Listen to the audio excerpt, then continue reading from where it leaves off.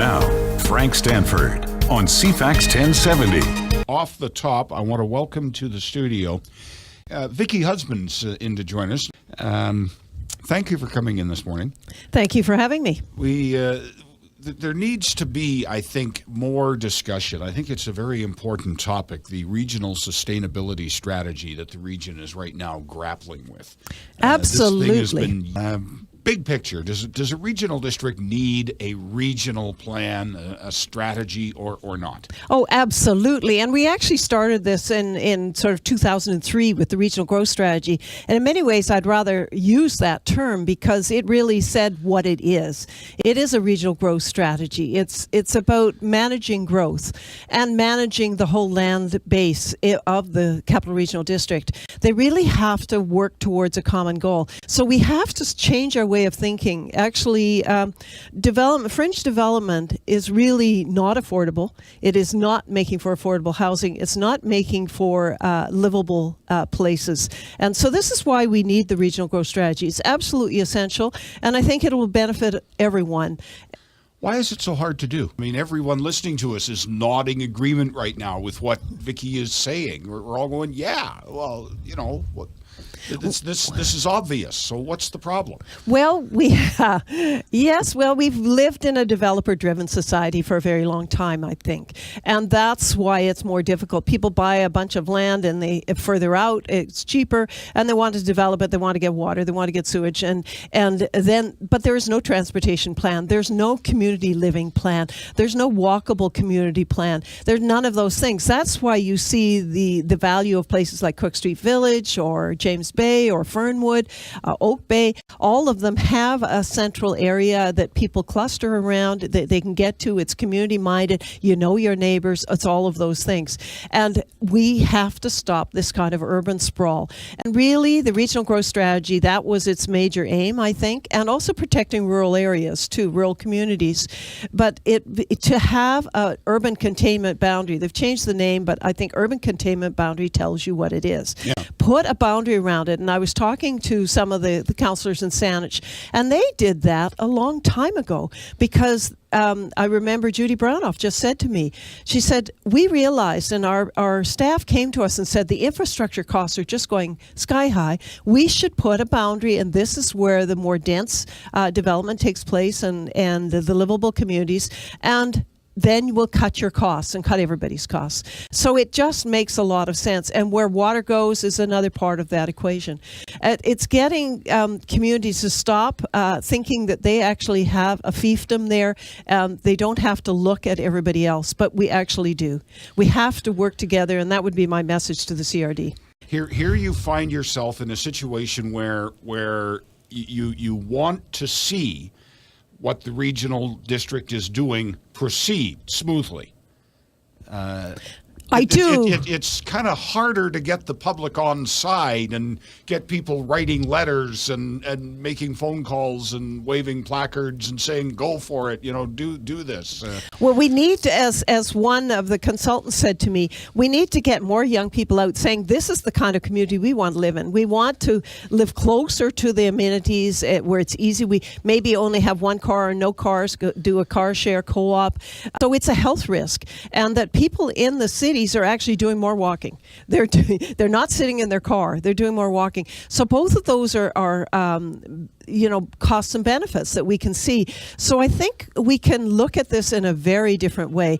I have some issues with I'd like to talk about the regional growth strategy because I think it's a cleaner document, clearer to the public, and some of the proposals in the regional sustainability document, I believe, along with Jeff Young, it's got too much extra in there. This is about land use planning. Let's get back to land use planning. And, they brought up the water issue and they brought up flexibility in the communities. We have to work together to do the best plan we can for the future. This is not for me now. I'm one of the older residents. It's for the future. And so we actually all have a livable community. Nobody wants to sit in a traffic jam.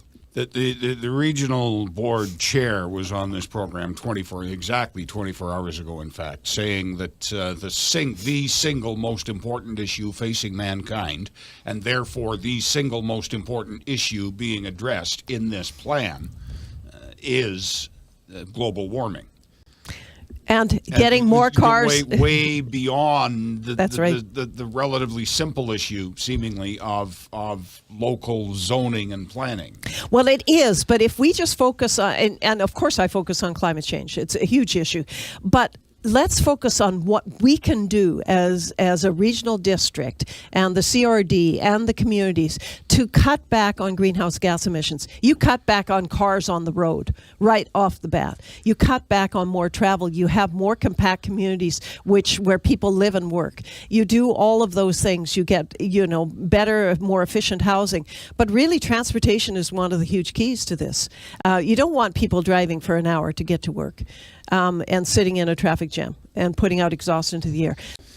Is Vicky Husband on the right track? Are you willing to take some action? Are you willing to encourage? As I say, it's relatively easy to get motivated when you're against something, when you're saying, not in my backyard, darn it.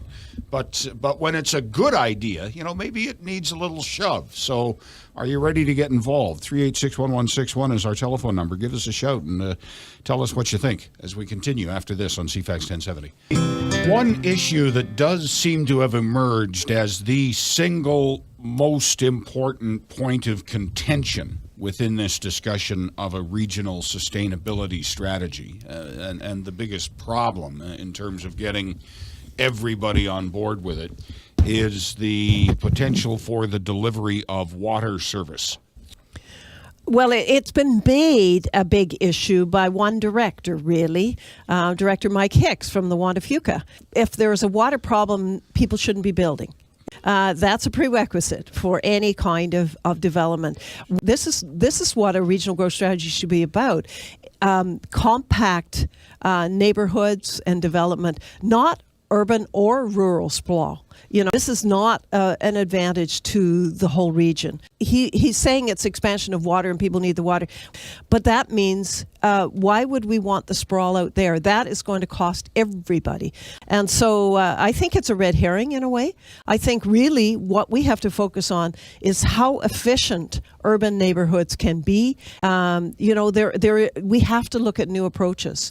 And let's focus on what the real issues are. And that's, I think, where they lie.